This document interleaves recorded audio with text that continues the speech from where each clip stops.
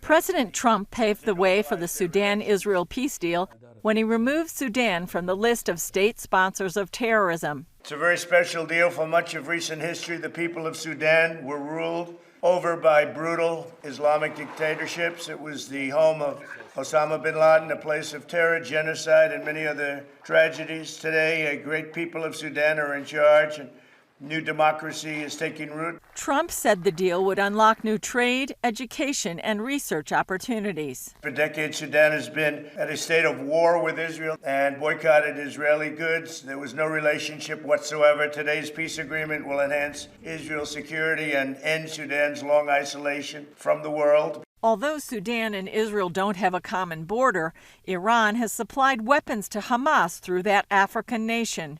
Israeli Prime Minister Benjamin Netanyahu hailed the deal as another dramatic breakthrough.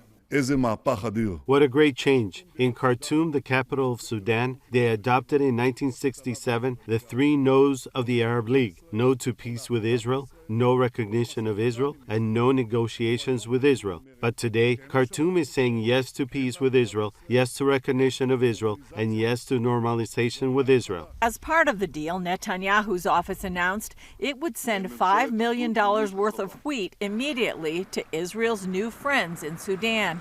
And that's just the beginning. Delegations from Sudan and Israel will meet soon to discuss cooperation in many fields: agriculture, trade, and other issues of importance to our citizens. Sudan's skies are today open to Israel.